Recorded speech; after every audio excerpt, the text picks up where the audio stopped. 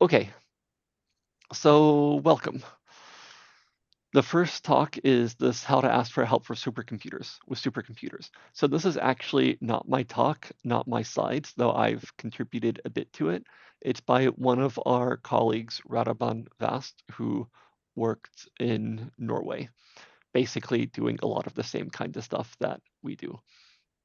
So what's the point of this talk? To sort of give you a perspective of whenever you come to us, like when should you come to us and how to come with us and ask us things.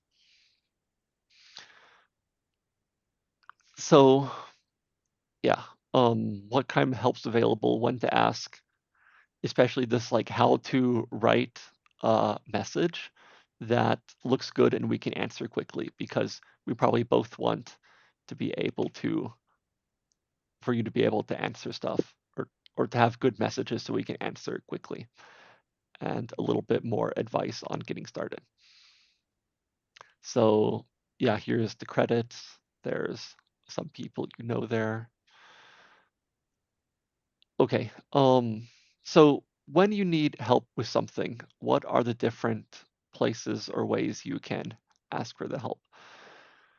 So there's different things available. So often a good place to start is asking your colleagues. So it's really simple to ask someone who sits at a desk next to you, hey, have you had this problem?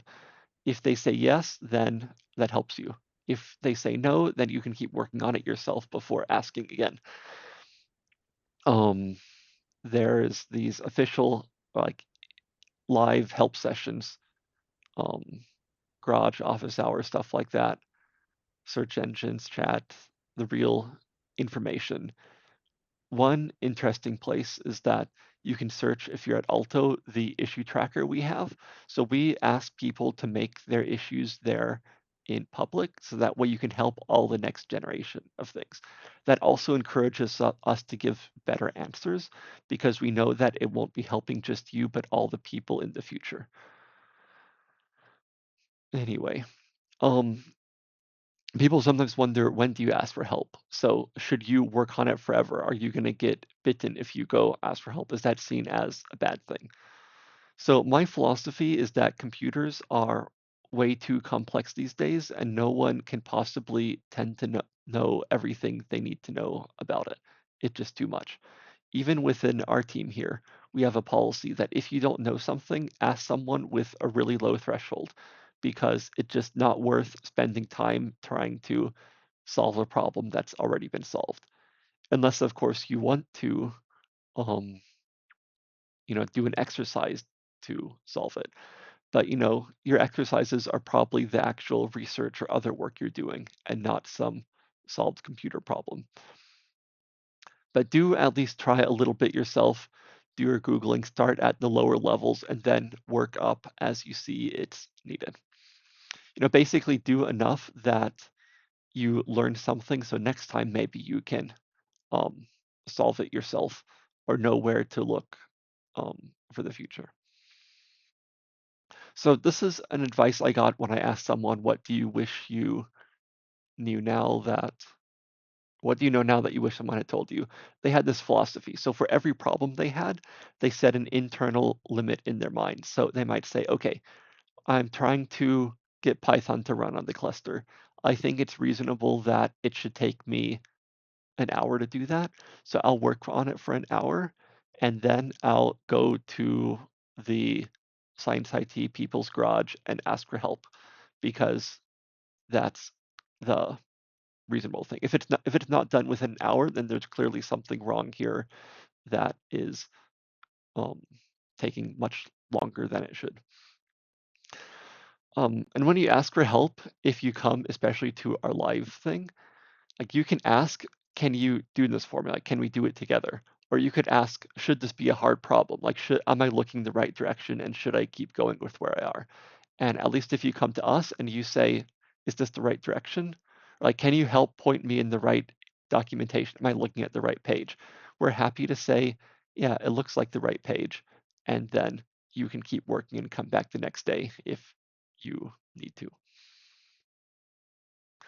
So, I guess if you're seeing this talk, you've already seen a lot of the people that are on the other side here. But the people answering are also humans, and we're also not great at everything. We're not superheroes or something. We just try to be as good as we can. So this says something for the other side. So we do a lot of work in our team to try to teach, like remind people that we need to be nice when people are coming to us. So we have people at all sorts of different levels of education, or not education, but different points in their careers, knowing more or less, who are studying computers or are not studying computers, and it's just some sort of tool. And we need to be respectful and understanding of all these different types of things. And on the other hand, realize that, yeah, like it says, we don't know everything either.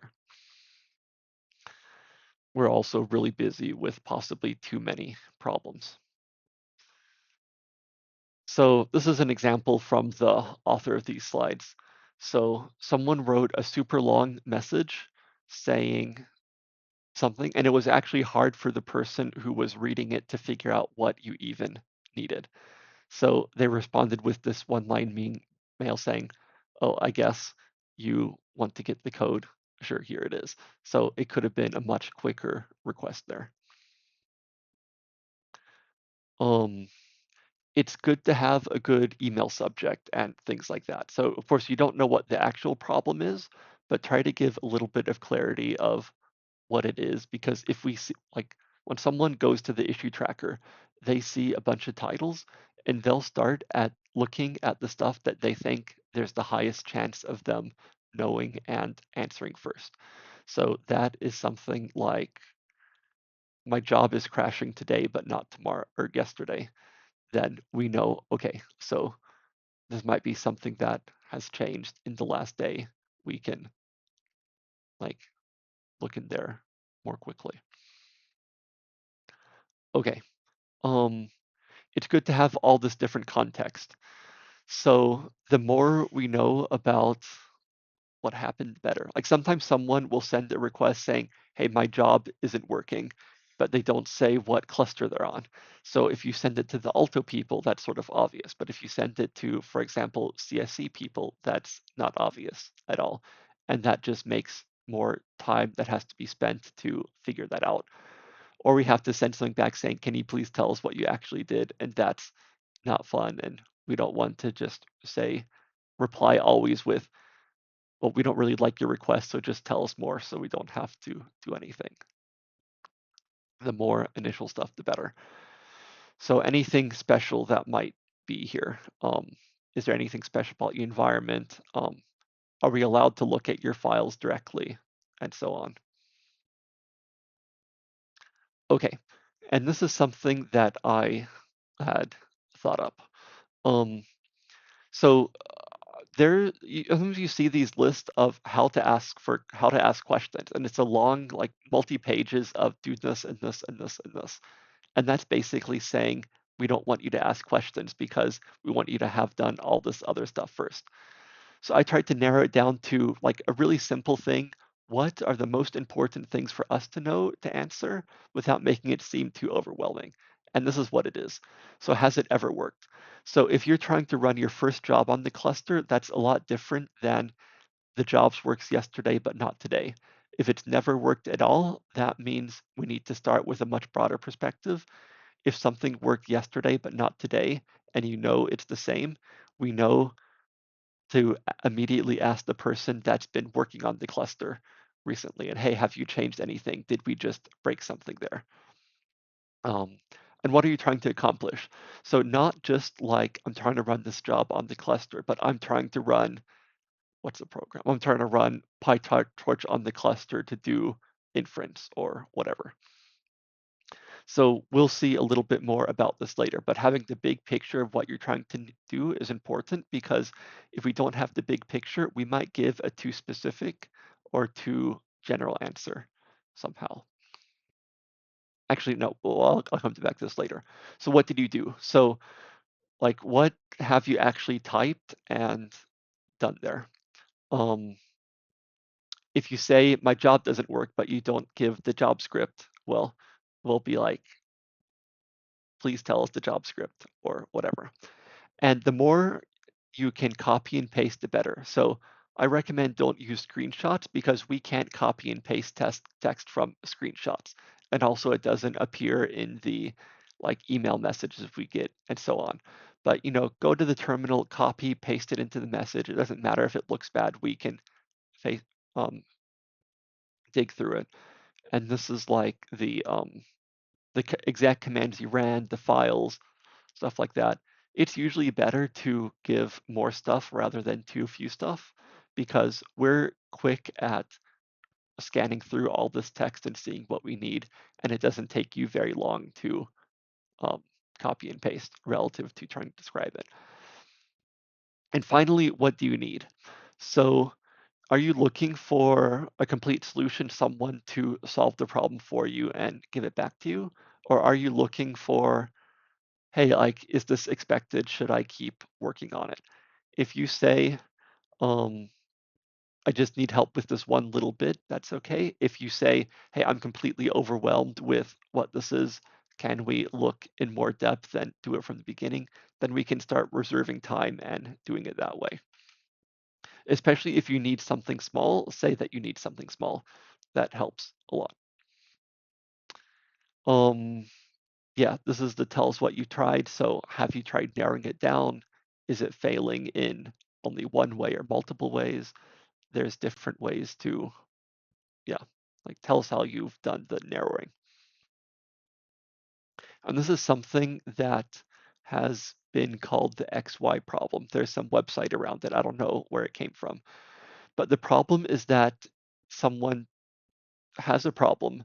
They try to do some solution to the problem. The solution doesn't work. So they ask about what the solution is. Like, I can't run this or that script. We help them with that solution. And then it turns out that they were trying to do like the original problem that wasn't actually a good solution to the problem. So we could have said, hey, you're trying to get a content environment installed. Do you know we already have an environment that's designed for LLM usage? And it probably has what you need. So why don't you use that instead? So basically, this big picture is quite important so we can um, see, do we need to take a step back and go down a different way? Also, if you don't do this, there's a problem that the staff will answer the one exact question you answer and then say, okay, it's done, and close the issue because they get measured by how quickly they close issues and how few issues there are. So yeah. Mm, I guess this is more advice for us that are here, but if you're ever helping people, think of these kinds of things. So it's important that we, the staff answering, make the person realize or think that they're valued and we want to actually help them. The worst thing to do is send back different links saying, have you read these pages first? What you need is in here. And then like a 2-sentence answer, something like that. So we try to consider this and do well, but if we're ever not perfect, we're sorry, and it's okay to let us know.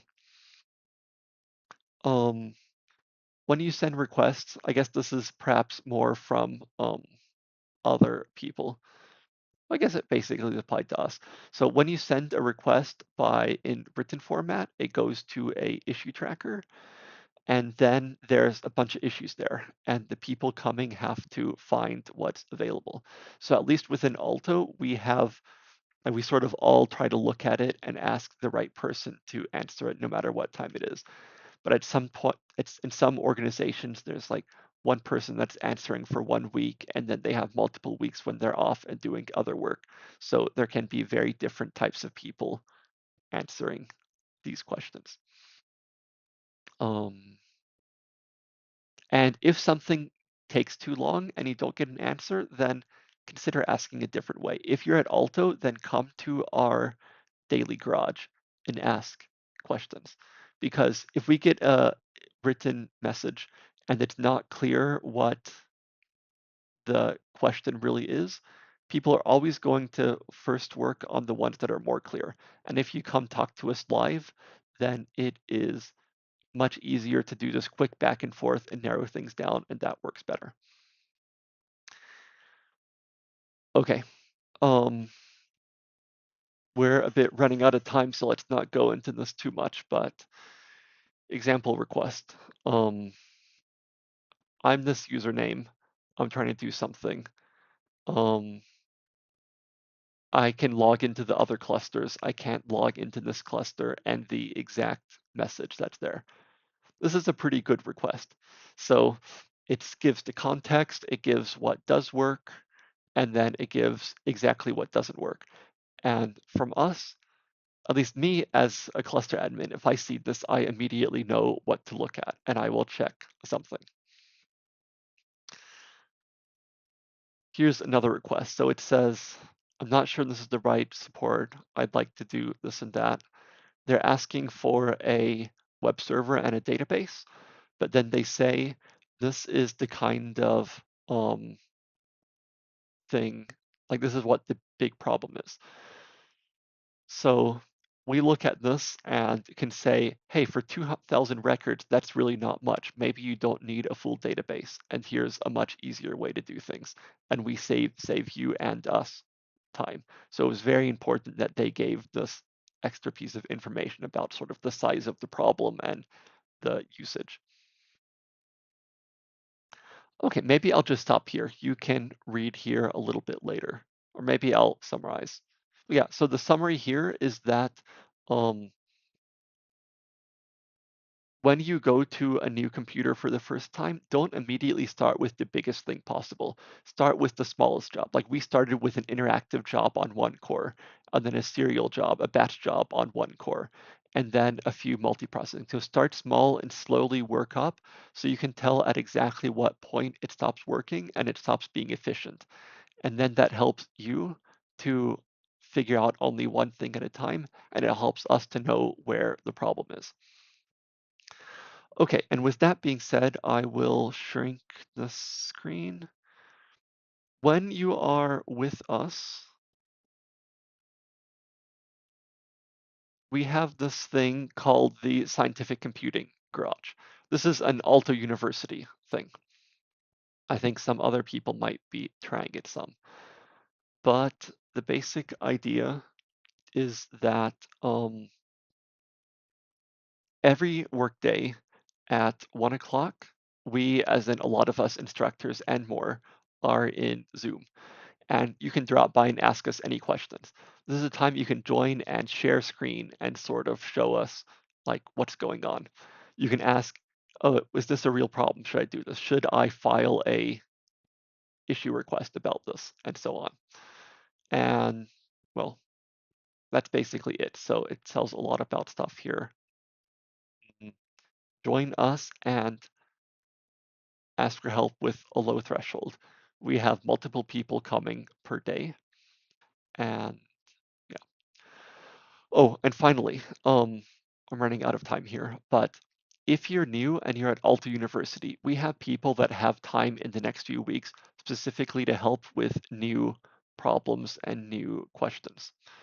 So, um, by all means, um, if you're new, okay, basically everyone that's starting new projects as a summer intern, we're trying to have time for you to come and spend an hour, half an hour, whatever, talking with someone live about how you're doing the problem. And we can't do everything in one garage next week, but we'd like for all of you to try to find the time to come by and have a quick chat with us. And we think we can probably do it in the next month. So who knows how this will work? Maybe we'll send an email with more instructions for reserving time or something like that. But yes, please do. Okay, with that being said, I'm done. Hopefully this was a sort of useful starting point.